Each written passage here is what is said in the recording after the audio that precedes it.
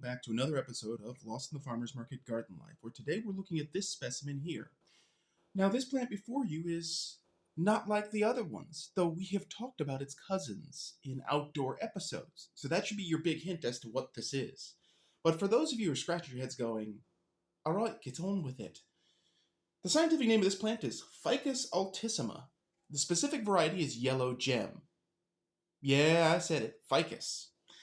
Its most common name that I've found is council tree, or at least the most common name that sounds acceptable in polite company, because it has a darker story.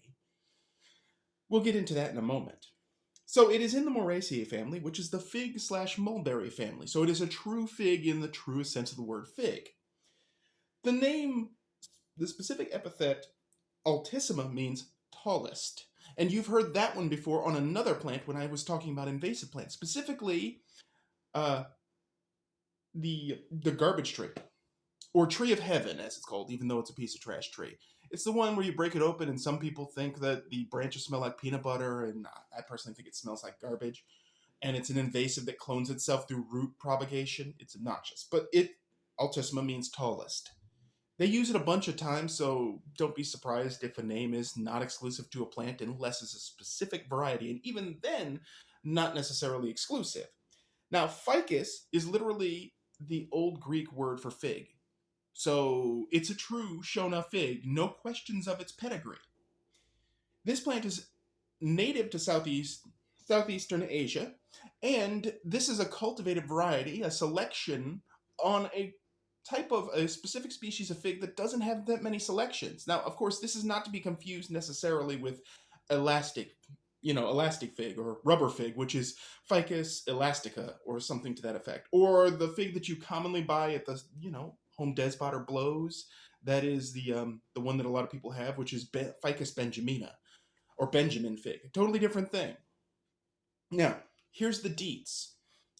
This plant is hardy in USDA zones 9 through 10, and is classified as an evergreen tree in those areas. That's 9 through 10 plus, because, we'll get into why, because. Anyway, otherwise it is a houseplant, and it is an evergreen houseplant. However, ficus' houseplants are notorious for dropping leaves when you change something in their environment. Too much light, too little light, too cold, too warm. But this one is a little more durable than that.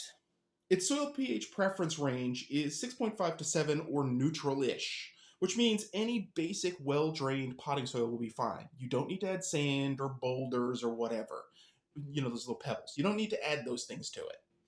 Just avoid soils that, have moisturizing agents like little gel crystals and blah, blah, blah. And yeah, I'm talking about you, Miracle Blow. Anyway, its exposure is bright and direct, and a lot of references say it can take a maximum direct sun exposure of 1 to 2 hours. I really am not sure how they tested that, and I don't want to know, because I'm not testing it with any of my specimens. That's for dang sure. Now, its other names, and this is where this story gets dark. Lofty fig, which fits for a tall plant, and then, dun dun dun, strangler fig. Yeah, it's that plant, the strangler fig, also known as the banyan tree in some places. Perhaps you've heard of it. Let me tell you a tale of a plant that meant well, but missed the mark. So, let me start by saying that a strangler fig is a group of plants, not necessarily Ficus altissima, but this one and a few others that have this same lifestyle. They will start as an epiphyte high up in another tree or plant. And their seeds will get there because a bird will eat their fruit, it'll get stuck on their beak, they'll rub it off, or it'll come out the other end, whichever happens first. And then this plant, as an epiphyte, will grow there in the crook of a tree branch somewhere, and its roots will slowly make their way to the ground. And then over time, those roots will get bigger, and it'll get bigger and bigger and bigger, and eventually it basically chokes out all light for that plant. It gets to all the nutrients first, and it kills the plant it was growing on. Now, this process can take, 40, 60, 80 years. It can take years for this to really happen. It's a slow motion crowding murder. There's no other way to put that. That's what it does. But as a houseplant, it's perfectly well behaved because it never will produce fruit indoors. So you don't have to worry about seeds getting rubbed on anybody. And epiphytes. You won't wake up with an epiphyte growing in your afro wig. So, okay, good news. It's kind of a dark story, but in plant life, there are all kinds of things. There are parasites, semi-parasites. This thing's considered somewhere listed as a hemiparasite, meaning it sort of is, but not really. I'm just going to give it the benefit of the doubt as an epiphyte and move on. So, I said this plant was a fig in the truest sense, but it does produce figs. The figs are a reddish color when ripe, and there are miniature flowers born in the leaf axils that can get pollinated. However, it does require a specific pollinator, like certain types of commercial figs. On that point alone, in Florida, where this plant has become kind of invasive, there is a species of wasp that's taken up the slack and is pollinating them, and they're spreading in Florida, which is kind of cool. Because, Florida man needs some cover to run from the popo, and under a strangler fig might be good enough. You all know the Florida man stories. But anyway, so, again, as we mentioned, it is an epiphyte. I just want to reinforce that point because, plant life cycles be weird.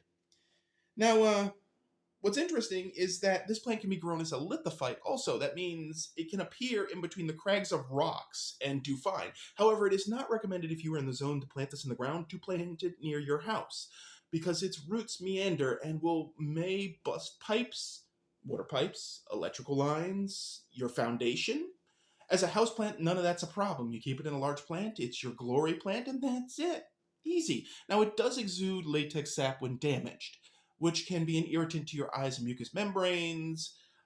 I didn't see anything about it posing a significant threat to animals. I mean, most animals do not find bitter sap particularly good for coming back for another run at the salad bar, but knowing Menace, who will stick his face in anything, you never know. So, beyond that, here's an interesting fact for you folks.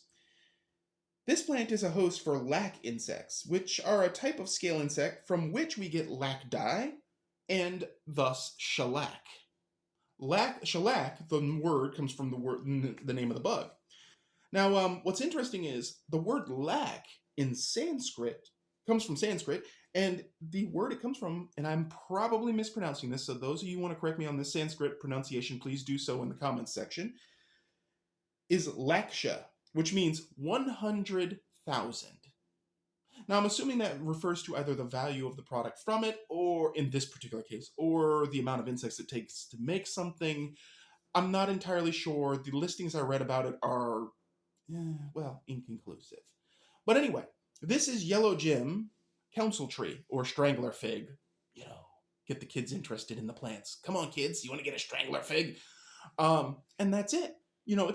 Thus far, it's been a very simple plant. As you can see, mine has a little bit of a lean to it, and it's where I've been keeping it because I'm offering these plants at the market, and this is my specimen that I'm keeping. And as for the yellowish, you may not see it well on camera, but in person, the leaves have a broken variegation along the margin that gives them a yellowy color. I'm sure that'll brighten up as the weather warms in spring. And I may have to come back and do another video. We'll see. But in the meanwhile, I do recommend this plant for your home because, the fig species are really good at cleaning air, but also they're fairly easy. Keep the soil moist, but not wet.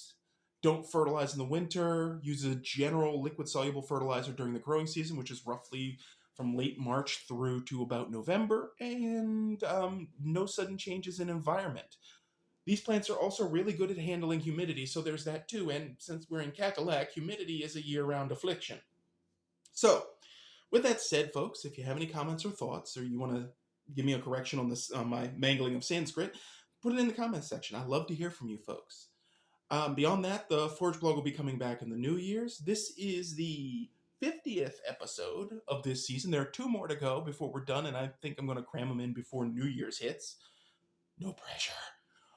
Beyond that, as always, folks, thanks for watching. Hit the like and subscribe, and keep them growing.